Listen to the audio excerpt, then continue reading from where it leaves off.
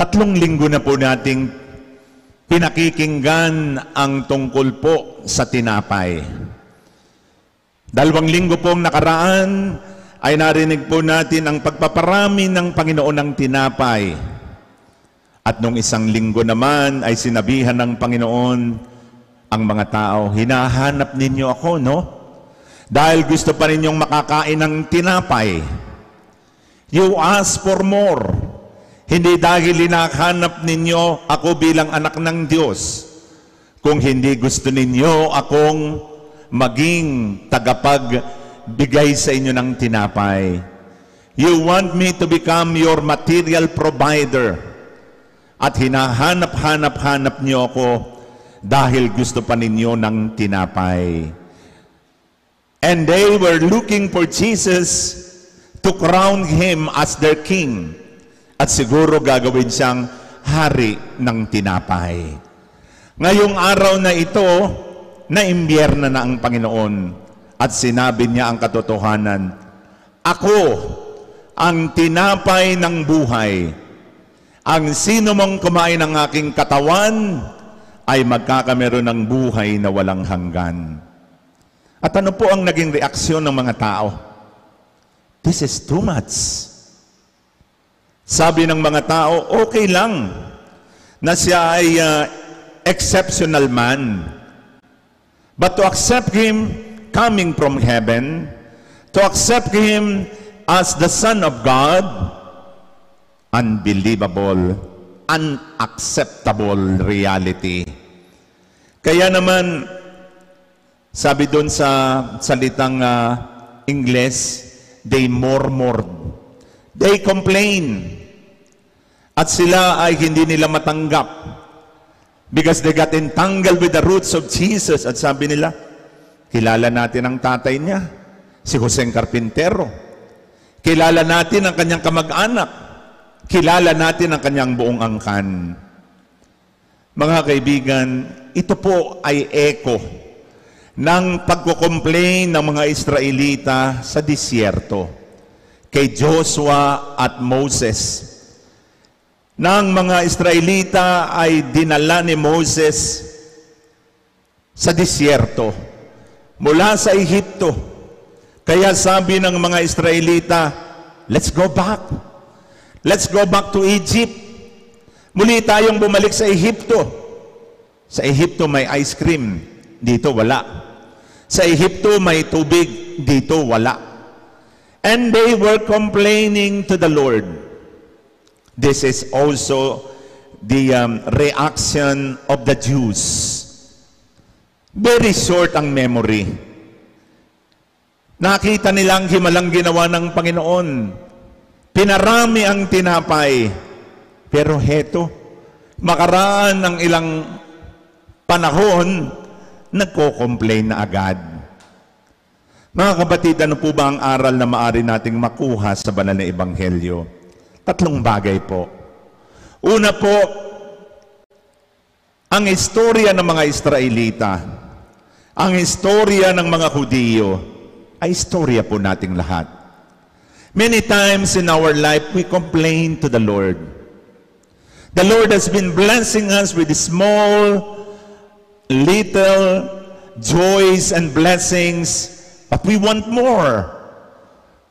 We want more fame, more wealth, more leisure, more fun. Ang sigaw natin sa Panginoon, sige pa more, blessing pa more. Mga kapatid, ano po ba ang kaligayahan? Happiness is not having what we want, but wanting what we have. Kung anong meron tayo, yun po ang kaligayahan. Maraming pagkakataon, we complain to the Lord with the death of our loved ones, with this pandemic. Sa hirap ng buhay, naroon nagko-complain tayo sa Panginoon. Mga kapatid, we are like the Israelites in the desert, complaining, let's go back to Egypt. We are like the Jews complaining, murmuring, not accepting the will of God. Kaya maganda po sa panahong ito, paano po ba natin tinatanggap ang kalooban ng Diyos? Pangalawang mensahe ng banal na ebanghelyo ay no one in this world can satisfy us except Jesus. Walang bagay sa mundo ang makakatighaw sa gutom at uhaw na ating nararamdaman except Jesus. Kayo po ba ay nakakita na ng hugis ng puso ng tao? Sino po sa inyo ang gustong mag-volunteer for demonstration purposes, magpapabiyak ng puso? Any volunteer from the crowd? Palagay ko hindi po, dahil pag ang puso ay nawala, importante po sa atin. Mga kapatid, pag binuksan natin ang ating puso ay hindi po kumpleto. When God created the human heart, He says to it that the other half is in heaven and the other half is in us.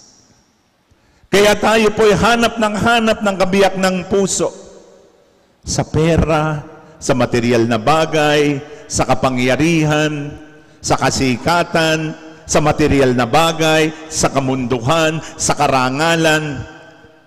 Pero nobody and nothing in this world can ever satisfy us in a deeper longing. Mga kapatid, tama po si San Agustin ng kanyang sinabi, my heart and soul is restless until it rests in the Lord. Our hearts are made for the bread of God. Ang puso po natin nilikha para sa tinapay ng buhay na walang iba kundi si Jesus. At siya lang ang titighaw ng ating gutom at uhaw na nararamdaman. Kaya sa araw pong ito, ating pong pagnilayan. Perahin na natin lahat ng pera, hindi pa rin tayo masaya. Kunin na natin lahat ng kapangyarihan, hindi pa rin tayo masaya. Kunin na natin ang lahat ng karangalan, material na bagay, hindi pa rin po makakasapat, laging bitin, laging kulang. Because we are aspiring for more. And more can be experienced in God. Only in Christ can we experience the fullness of satisfaction. Bumili ka ng cellphone na maliit. Gusto mo ay may camera. Gusto mo ay may video. Gusto mo ay may internet. At hanggang sa ang teknolohiya ay umiinog, gusto natin yung pinakang latest model. At ganun po ang puso ng tao. Pero deep inside us, alam po ba niyong hinahanap natin? Hinahanap natin ang Diyos.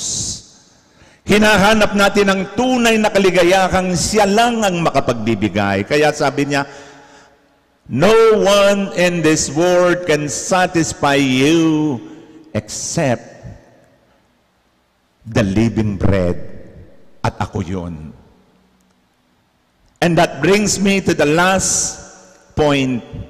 Sabi ng Panginoon, I am the living bread that comes down from heaven. He who eats my body will have life everlasting. Mga kapatid, ang pangako ng Panginoon ay hindi lang mahabang buhay. The Lord is not just promising a long physical life. He is promising the life of God. The life of the Father, the Son, and the Holy Spirit. The life of joy. The life of peace. The life of unity. Sabi ko nga po nung isang linggo, kung madidiscover kaya ang pagkain na magpapabata, magpapaganda, magbibigay ng mahabang buhay, palagay ko'y lahat tayo ay bibili. Kahit salary deduction. Mga kapatid, it has been long discovered ang magpapahaba ng buhay sa atin, ang magbibigay sa atin ng buhay na walang hanggan, walang iba kundi ang Eucharistia. Come to think of it, what are the effects of the Holy Eucharist in our life? Simba tayo ng simba. Dasal tayo ng dasal. Do you know the effects of the Eucharist in your life? If I may just enumerate at least 9 or 10. Number 1 effect of the Eucharist is an ardent love of God and neighbor. You became a great lover of God. You become in love with God. You become in love with people. Naroon ang pag-ibig sa puso. Pangalawa, you will be given grace against temptation, especially the attacks of the devil which are malicious. Bibigyan kanya ng lakas at grasya para mapaglabanan mo ang mga tuksong dumarating sa iyo. The effect of the Eucharist. Pangatlo, you will be living a holy life, a well-ordered life, isang buhay na banal, isang buhay na mapagmahal, mapagpatawad, sapagkat tayo'y binigyan niya ng kanyang katawan at dugo. Pang-apat, abhorrence to sin. Tamumuhian natin ang kasalanan na parang ngayong kasalanan ay nagbibigay ng sakit ng kalooban ng iyong minamahal. Hatred towards sin. Panlima, ating mararanasan that our heart aches whenever we are separated from God. Kapag tayo po ay nalalayo sa Diyos, masakit sa dibdib, mahirap ang buhay. Pang-anim, we are able to do God's will. Mahirap man ang ating maranasan, we are able to do God's will because of the Eucharist. Pangwalo, well, there is an increase in virtue. Tayo po ay nagkakameron ng kabanalan, especially in the areas that we are most weak. Halimbawa, sa ating pagiging impatient, halimbawa sa ating pagiging meron tayong mga addictions. The Holy Mass can give us the grace to increase in our virtue. And lastly, healing of the body, soul, and spirit. Ang misa po ang magpapagaling sa ating mga karamdaman. Lately po, kinontak po ko ni Tita Kleng at Tito Gali Balde. At si Tito Gali po ay may problema sa kanyang kidney.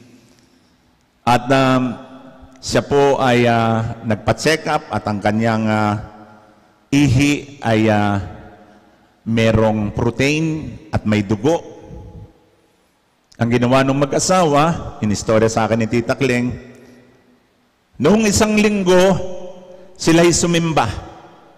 At doon sa healing part, na habang iniikot ko ang Eucharist, pinipispis ni Tita Kleng, pagalingin na po niyo si Tito Gali, pagalingin. In that Holy Mass, pagkatapos po ng misa, sila'y nagpa-check up. Normal ang ihi ni Tito Gali. Nawala ang dugo, nawala ang protina, nawala ang abnormalidad because of the power of the Holy Eucharist. Mga kapatid, realize the power of the Eucharist that is in us. It will strengthen our drooping spirit. It will guide us in our pilgrimage of faith, hope, and love. It will increase our love for God and neighbor. It will make you a lover of the church.